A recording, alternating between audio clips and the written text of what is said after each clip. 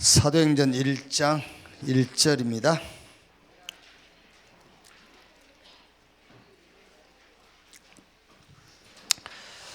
데오빌로여, 내가 먼저 쓴 글에는 무릇 예수께서 행하시며 가르치시기를 시작하심부터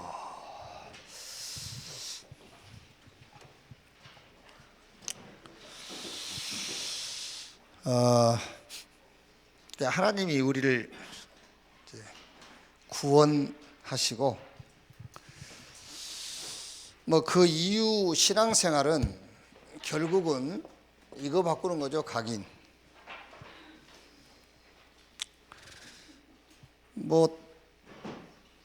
하나님은 이제 그리스도 안에서 다 끝냈는데 우리는 이제 각인된 건 우리는 이제 안 끝났다는 거니까 이제 각인 바꾸는 싸움이죠.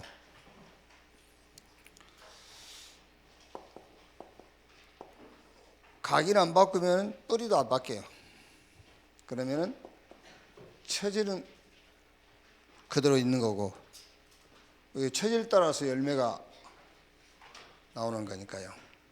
그래서 각인 바뀌려면은 이 각인이 바뀌면은 뿌리도 바뀌고 뿌리 바뀌면은 체질 바뀌고 각인이 제일 중요해요. 각인이 바뀌려면은 체험이 돼야 돼요. 체험. 아무리 말해도 안 바뀌어요. 아무리 들어도 안 바뀝니다. 체험이 돼야 바뀌지. 뭐가 체험돼야 되냐면은 이렇게 은혜. 은혜구나. 그게 체험돼야지. 그렇죠?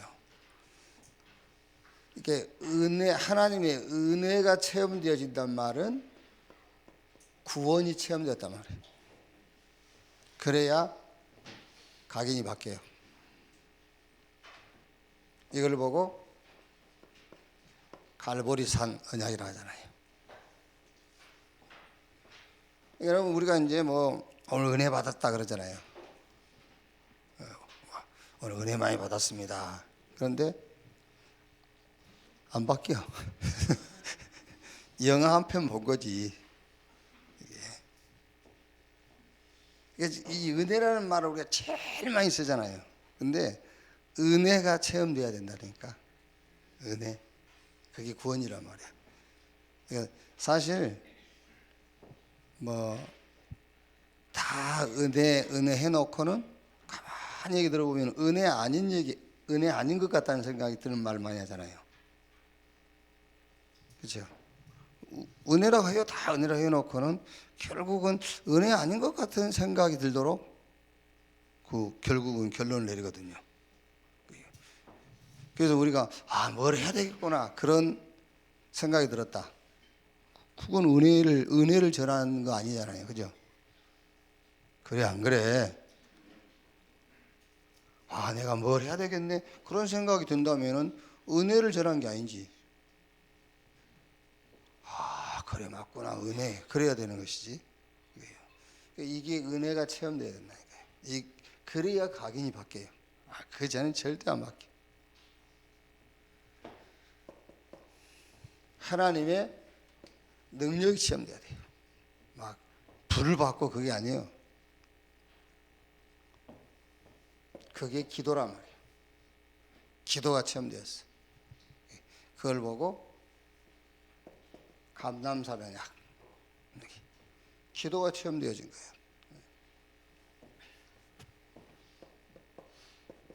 하나님의 지혜가 체험되어야 됩니다. 그게 전도란 말이에요. 전도. 물론 여러분 우리가 전도할 때에 가야 전도도 하잖아요. 또 만나서 얘기도 해야 되고 또 그 사람의 지금 영적 상태도 이렇게 우리가 볼 수 있어야 돼요. 그래야 답도 주니까. 그건 맞는데 전도는 우리 지혜로 하는 게 아닙니다. 하나님의 지혜지. 그래서 하나님의 지혜가 체험되었다 그 말이 전도거든. 그래서 예수님께서 저 마가다락방 언약을 약속하신 거잖아요. 성령이 임하시면 권능을 받고 땅 끝까지 이르러 내 증인이 되리라 그랬어요. 요걸 싹 합친 걸 보고 이 체험이라고 합니다. with 하나님이 나와 함께. 그게 구원이에요. 하나님이 나와 함께. 그게 기도고 능력입니다. 하나님이 나와 함께. 그게 하나님의 지혜요 전도. 그래야 각인 바꾸고, 각인이 바뀌어야 뿌리도 바뀌고 결국 체질이 바뀌어요. 그래서 열매를 맺게 된단 말이에요. 자, 이번 주는 그리스도와 함께하는 삶 그랬어요.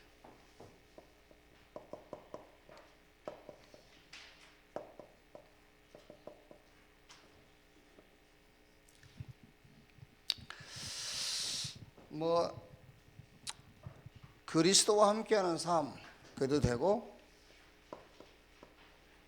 하나님과 함께하는 삶, 그 말이 그리스도니까 하나님과 함께하는 삶, 그게 하나님과 함께하는 삶의 내용이 그리스도란 말이에요. 그 그리스도를 붙잡는 것이 하나님과 함께하는 거예요. 왜 이 얘기를 해주냐면은 자꾸 하나님이 나와 함께하고 그리스도를 모른다니까. 그리스도를 모르는데 어떻게 하나님이 함께해요? 그래서 하나님이 함께하는 삶, 그게 그리스도 그 말이에요. 그래서 여러분들 이제 우리가 왜 이제 그 단어 하나가 나오면 그 단어를 가지고 미션을 이렇게 주잖아요. 단어를 가지고. 그럼 그 단어 하나가 나오면은 바울이 내 복음 그랬거든요.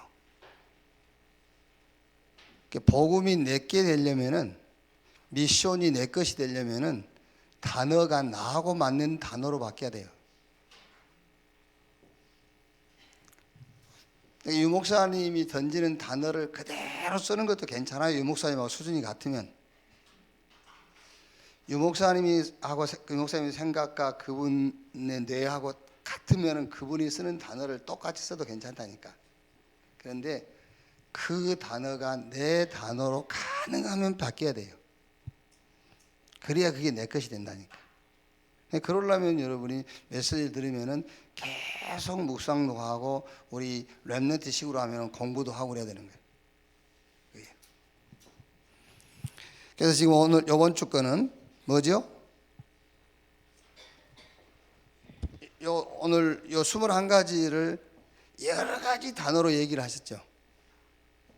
여러 가지 단어로. 그럼 이제 헷갈린다 뭐 이거 헷갈려 이게. 그래 전에 옛날에 우리 초창기 때 불신자 상태에서까지, 그리고 어떤 강사는 와서 5가지만 하고 어떤 강사 6가지 하니까는요, 목사님들이요 헷갈린다면서 5개예요 맞아 6개 맞냐고. 그렇게 답답하신 분들이 있어요. 불신자 상태가 꼭 6개입니까? 60개도 되고 600개도 되지. 그래서 이걸 이제 우리가 전도의 삶 기본이라고 했고, 또 21가지 삶, 아니면은 삶의 본질, 이렇게. 그럼 여러분들은 이게 수도 없이 계속 나올 거니까요, 여러분에게 맞는 제목을 하나 잡을 수 있어야 된다는 말이에요. 물론 지금 나오는 제목을 붙잡아도 나쁘다는 말은 아니에요. 근데 이거를 계속 묵상하다 보면은 여러분에게 맞는 제목이 나와요. 제목이. 그래야 그게 여러분께 된 거예요. 그래서 뭐라 해도 되겠습니다만은, 또 이렇게 제목을 잡을 수 있지 않습니까? 서밋 삶 이렇게 돼요. 왜? 서밋이라는 것은 하나님이 준비해 놓은 응답을 말하니까. 21가지는 우리가 만든 게 아니라 말이야. 하나님이 준비해 놓은 응답이에요. 그러니까 서밋 삶 이렇게 해도 되고요. 전도자의 삶 이래도 되고. 그러니까 내게 맞는 단어로 꼭 만드란 말은 아닌데 나오게 돼 있어요. 그래야 내게 된다니까. 자, 이것을 가지고 매일 집중해라 그랬어요. 매일 집중. 그 말은 자세히 보라 그 말이에요. 매일 집중. 그리스도, 하나님의 나라, 성령 충만. 이것을 가지고 뭘 보라? 자세히 보라. 말하자면은 집중해 보라 그 말이에요. 집중. 그래서 모든 현장, 모든 사람, 모든 일을 뭘 가지고? 복음을 가지고 보라. 하나님의 나라, 또 성령 충만, 이걸 가지고 봐라. 그래서 사도행전 3장에 보니까 베드로가 요한으로 더불어 주목하여 이르되 우리를 보라 그랬죠. 그러니까 성경은 그냥 성전 미문 앞에 앉아있는 안진뱅이, 그 안진뱅이에게 여러분 어떻게 그냥 보자마자 나사렛 예수 그리스도 이름으로 그게 나왔겠어요? 그렇죠? 우리가 왜 처음 본 사람한테 예수 믿어라 그럴 수 있어요. 그런데 그 사람 형편 상황 그것을 그게 보여야 예수 믿어라 이럴 수 있잖아요. 그러니까 성전 미문 앞에 앉아있는 안진뱅이를 자세히 봤다 그 말은 뭘 가지고 봤단 말입니까? 그리스도, 하나님 나라, 성령 충만, 이걸 가지고 현장을 자세히 봤어. 그러니까는 저 사람한테는 은과 금이 필요한 게 아니구나. 나사렛 예수 그리스도 이름. 그래서 매일 집중, 자세하게 보라.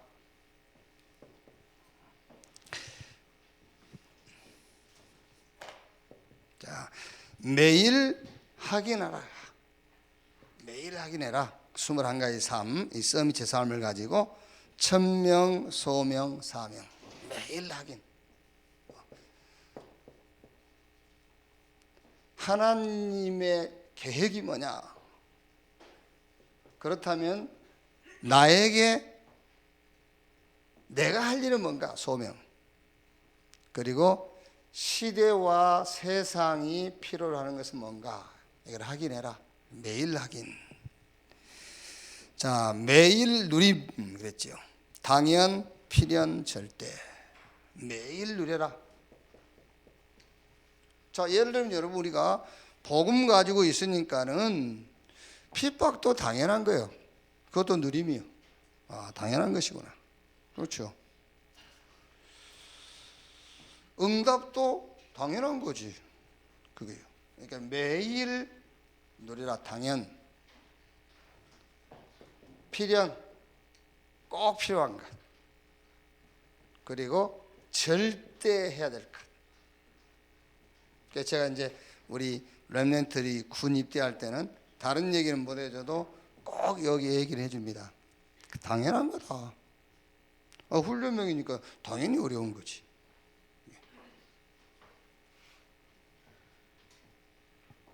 그러면은 어려움만 그냥 이렇게 내가 막 그 감당하고 있으면 되냐? 그게 아니에요. 이 어려움 가운데에 네가 꼭 해야 될 게 있어요. 그러면은 이걸로 끝나는 것이 아니라 하나님이 너를 거기 보낸 절대적인 것이다. 매일 누림, 당연, 필연, 절대. 이거는 뭐 어디나 다 적용되는 거잖아요. 어디서나. 아니 남의 집이 시집 갔으니까 어렵지. 그렇지 않으면 자기 집에서도 어려운데 남의 집 가는데 어렵지. 당연. 그럼 당연히 어려운 것이다. 그러고 있으면 안 되죠. 거기서 할 일이 있어. 그러고 나면 하나님이 나를 그곳에 보낸 절대적인 계획이 있단 말이에요. 근데 이거부터 안 되니까. 자, 매일 증인 그랬습니다. 매일 증인. 일심 전심 지속. 말하자면은 다른 동기 갖지 말고 또 어떻게 생각하면은요, 뭐 이렇게 열매 계획도 세우지 말고 우리가 어떻게 열매 계획을 세웁니까? 열매는 나는 것이지. 그러니까 우리가 막 전도하러 가서 열매를 봐야지. 그거 하지 말고 어쩔 땐 여러분 막 우스울 때가 있잖아요. 막 영접시키고 보여주려고 하는 그거.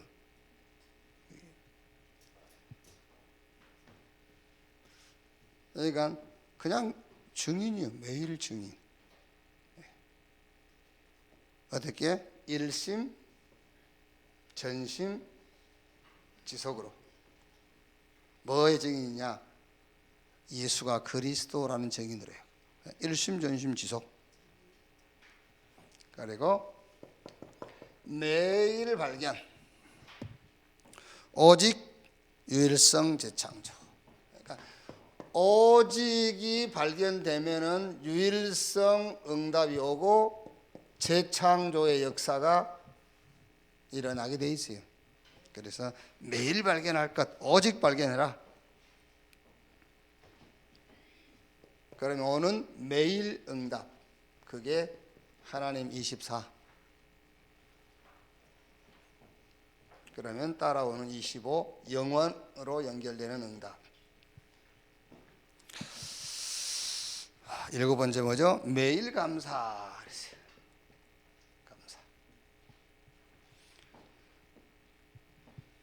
우리가 지금 위드 하나님이 나와 함께 이게 체험되어지면은 당연하게 각인이 바뀌니까 뭐가 나오겠죠? 감사가 나올 수밖에 없죠.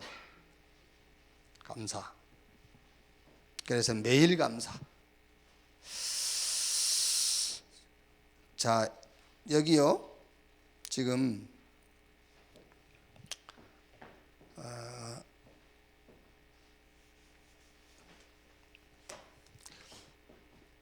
각인을 바꾸는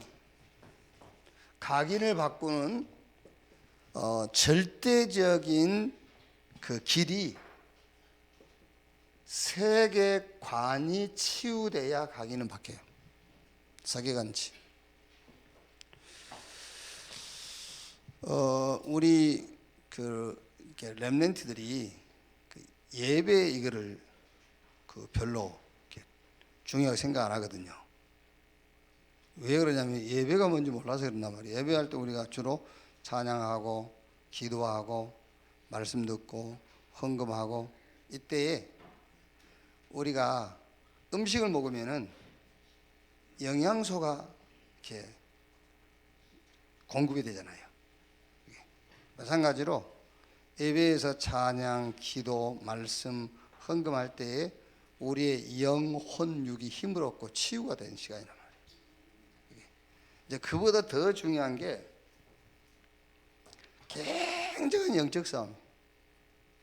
굉장한 영적 싸움. 그리고 더 중요한 게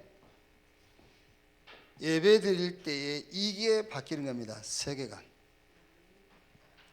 주로 여러분 지금 세상과 세상 지식이 말하는 세계관은 나요 나, 그리고 우리, 그리고 인간. 여기 세계관이라니까요. 세상이 말하는 세계관. 나, 우리, 인간. 여기서 이념과 사상과 인권, 하나님하고 전혀 상관없는 세계관을 가리키는 거예요. 여기에 말씀 들을 때의 세계관이 바뀌는 겁니다. 그렇죠. 하나님 말씀 들을 때, 예배 드릴 때만 이게 바뀌지, 누가 이걸 얘기해 줍니까 여러분? 학교 가봐야 나, 우리, 인간. 대학 가면 더 확실하게 뿌리내리게 하잖아요. 나, 우리, 인간. 그래서 여기서 이념과 사상과 인권, 여기에요. 선진국, 후진국 할 거 없어요. 세계관 전부 이거예요. 하나님하고는 전혀 상관없는 세계관이에요. 그래서 예배 드릴 때만 바뀌는 겁니다.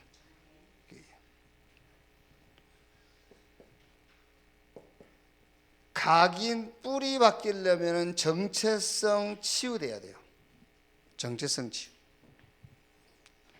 그럼 주로 사람들은 정체성을 어디서 찾습니까? 지금 상황과 자기 입장과 자기의 주어진 환경 속에서 자기 정체성을 찾습니다. 그게요. 예를 들어서 여러분 헌금할 일이 있다. 그러면은 당연하게 지금 자기 상황과 입장과 자기 환경 속에서 자기 정체성이 발견될 수밖에 없잖아요. 그게요. 그런데 예배를 드릴 때에 요게 치유돼요. 정체성이. 왜냐하면은 원래 말씀이라는 것은 애언이에요. 애언. 하나님의 말씀은요. 이렇게 하나님은 애언적인 말씀, 즉 미래적인 답을 주신 것이지, 하나님은 자꾸 지나간 것을 가지고 자꾸 뭘 하고 그런 게 아니에요. 하나님은요. 그러니까 이제 여러분들 옛날에 우리 교회 다닐 때 보면 지나간 걸 가지고 자꾸 뭘 하잖아요. 맨날 회개하고 반성하라고. 근데 지금은 우리 다락방의 특징이 뭐지요? 옛날 건 지나갔어. 그러니까 자꾸 미래에 대한 애언적인 말씀을 주신 거잖아요. 그러니까 그 속에서 내가 찾는 거, 그게 정체성 치유라니까요. 맨날 상처받은 것 속에서 자기 정체성을 찾는단 말이에요. 아무리 말해도 못 알아듣습니다. 그게요. 그러니까 예배를 통해서만 미래가 보이고, 예배를 통해서만 성취될 자기의 미래가 보이는 거예요. 거기서 나를 찾을 때만 정체성 치유된다니까요. 그래야 뿌리 바뀝니다. 안 그러면 절대 뿌리 안 바뀐다니까요. 가치관이 치유돼요. 가치관. 예배 드릴 때 가치관. 거의 우리 가치관은 뭐죠? 육신적인 거잖아요. 그런데 그 눈에 보이는 육신적인 것과 비교할 수 없는 영적인 축복이 있습니다. 그게 구원이에요. 그래야 가치관이 바뀌어요. 그게 전도입니다. 그게 말하자면은 천국이고, 지금 이 땅에 살면서는 천국의 배경. 예배 드릴 때 그래야 가치관이 치유되잖아요. 그래야 각인 뿌리 체질이 바뀌고 거기서 열매가 나는 겁니다. 각인 뿌리 체질 바뀌지 않고 열매 났다. 그 열매는 어떤 면에서는 독이 될 수 있어요. 그렇죠? 각인이 안 바뀌었는데 열매가 나왔다. 어쩌면 그 열매가 자기 인생에 더 큰 장애물이 될 수 있다니까요. 이렇게 보세요. 이 세계관이 치유가 안 된 사람이 돈을 가져보세요. 어떻게 되겠나? 나, 우리, 인간, 막 이념, 사상 이런 막 인권운동하는 사람이 돈을 가져보고 대통령 돼보세요. 어떻게 되겠나? 오히려 그 열매가 큰 독이 된다니까요. 완전 육신적인 사람이 성공했다고 생각해 보세요. 어떻게 되냐? 성공 그 자체가 큰 문제가 될 거지. 이렇게. 자, 하나님이 전도자에게 주신 21가지 응답, 이게 이 응답을 매일 집중, 확인, 누림, 증인, 발견, 응답, 이것이 감사로 체험되어지기를 바랍니다. 자, 결론.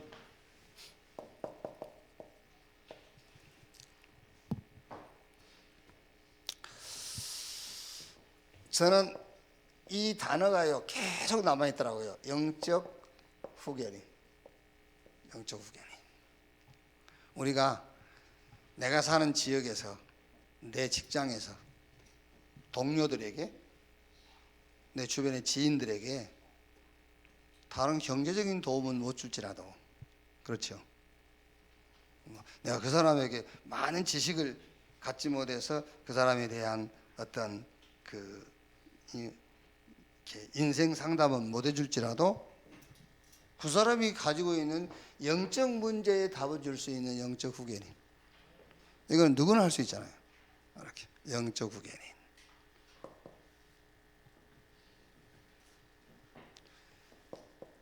답을 주면 돼요. 뭘로? 다른 것으로 답 주면은 틀린 거고, 그리스도로 답을 줘라. 그리고 치유받도록 해요. 그 치유가 다른 것이 아닙니다. 각인과 뿌리와 체질이 바뀌도록.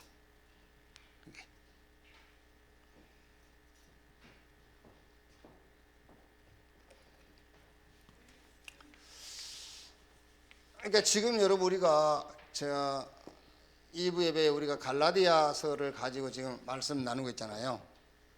그러니까 어제 우리 산업 그 메시지에도 가요와 같은 축복을 왜 성경 기록이 해놨냐? 오늘을 사는 우리 산업인 중직자에게 이 가요 축복을 약속하신 것이다. 그랬죠. 성경에 약속해 놓은 거는 오늘을 사는, 앞으로 살아갈 우리 렘넌트에게 이런 축복을 주시겠다는 약속이다. 그래서 고린도전서 10장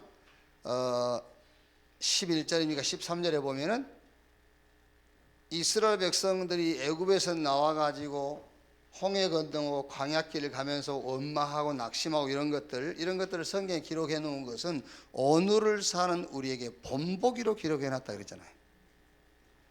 하나님 성경에 기록을 남긴 것은 우리에게 본보기로 이렇게 거울로 기록해 놨다 그 말이에요.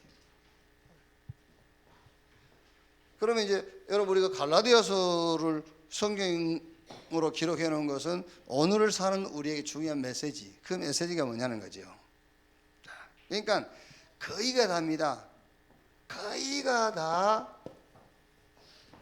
율법과 양심을 따라 살고 있어요. 거의 다 교인들이.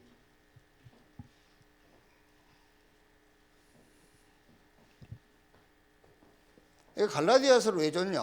갈라디아 교회에다만 준 거라면 성경에다 기록할 필요가 없죠. 그러니까 거의 교인들과 성도들은 율법과 양심 기준 따라 살고 있다. 그래서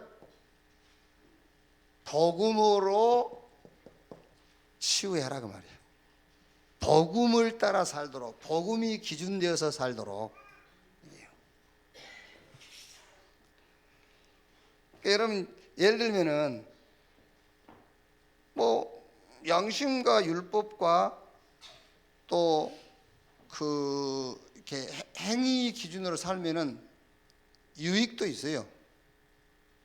유익도 상당히 말합니까 좀 이렇게 사람들한테 존경도 받을 수 있고 사회적으로 굉장히 플러스 요인이 된다니까. 사람이 행실이 바르면은요 직장에 가서도 상당한 플러스 요인이 되잖아요. 그게 규모도 생기고. 그래서 자꾸 사람들이 규모도 생기고 존경도 받고 사회생활을 하는데 플러스 요인이 되기 때문에 행위를 강조하고 그러는 거예요. 그렇게 살아서 손해볼 것 같으면 그걸 강조하지 않죠. 조금 이익이 있기 때문에 그걸 강조하는 거예요. 그런데 문제점이 더 커요. 사단을 이길 수가 없어. 그게 사단은 절대 무릎을 꿇지 않아요.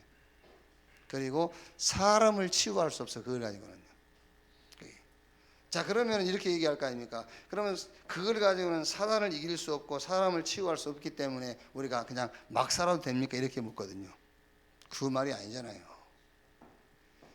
행위, 율법, 양심 가지고는 사단이 무릎을 꿇지 않고 사람을 치유할 수 없기 때문에 복음을 따라 살라 그 말이요.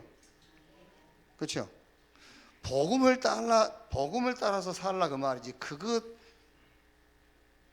무시하고 살라 그 말이 아니잖아요. 그렇죠? 복음을 따라서 살라는 것이지 그걸 무시하라 그 말이 아니라니까. 그게. 그래서 에베소 5장 18절에 술 취하지 말라 이는 방탕한 것이니 오직 성령의 충만을 받아라 그랬지요. 술 취함이 뭔지 알아요? 소주 5병 먹은 거? 아니요. 성령 충만하지 못한 것을 보고 술 취함이라고 하는 거예요. 알겠어요? 성령 충만하지 못한 것을 술 취함이다. 술 취하지 말라 이는 방탕한 것이니 오직 성령의 충만을 받아라. 그래요. 율법과 양심을 따라서 살고 이것을 강조하는 사람 보고 너 술 취했구나 그래야 돼요. 알았어요? 술 취했구나 이렇게 얘기를 해야 된다니까. 알코올 취한 사람 보고 술 취했다는 그 알코올 취한 사람은 너 알코올에 취했구나 그러고 율법과 양심을 강조한 사람 보고 저거 술 취했네 그래야 돼요.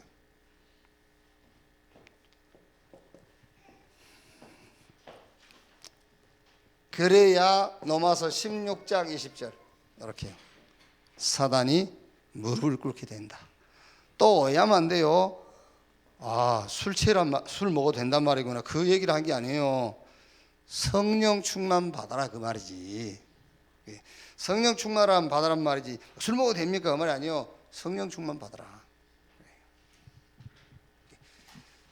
영적 후견이 하나님이 여러분 직장에 또 여러분이 서 있는 그 지역에 영적 후견인 영적 문제의 답을 줄 영적 후견인으로 세운 것을 확신합니다. 기도하겠습니다. 합심해서 한 1, 2분 기도하시겠습니다. 하나님 감사합니다.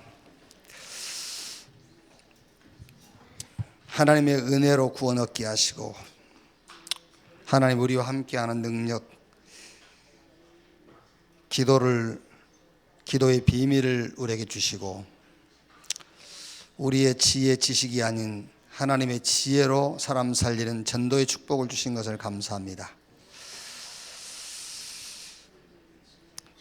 갈보리산, 감람산, 마가다락방 언약 성취의 자리에 있게 하시고 그 언약 성취의 주역으로 우리를 부르신 것을 감사합니다. 그 언약을 매일 집중하게 하여 주옵소서. 그리스도 하나님 나라 성령 충만을 가지고 모든 현장을 집중케 해 주옵소서. 감람산, 갈보리산, 마가다락방 언약을 매일 확인하게 하사 천명, 소명, 사명이 발견되게 하시고 당연, 필연, 절대를 보게 하시고 일심, 전심, 지속의 증인으로 하나님 서게 해 주옵소서.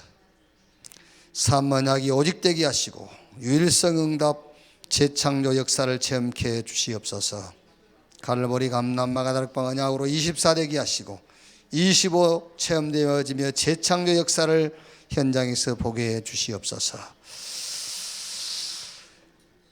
각인이 바뀌게 하시고 뿌리가 바뀌게 하시고 처질이 바뀌게 하시고 성령의 인도 따라 성령 안에서 열매 맺게 해 주시옵소서. 우리를 직장에 또 내가 사는 지역의 영적 후견으로 부르신 것을 감사합니다.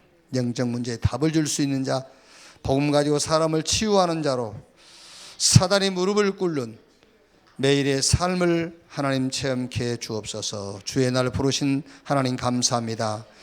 각 부서, 기관, 주 예수 이름으로 모인 모든 곳에 하나님의 나라가 임하게 하시고 예배하는 모든 각 사람을 성령으로 충만케 해 주옵소서. 특히 우리 렘넌트들이 예수 이름으로 모여 예배하는 그곳에 하나님께서 성령으로 강하게 역사하사 우리 렘넌트 한 명 한 명이 복음 안에서 바르게 세워지며 약속된 미래를 준비하는 자들이 되게 해 주옵소서. 주님을 감사드리며 그리스도의 신 예수님의 이름으로 기도하옵나이다. 아멘.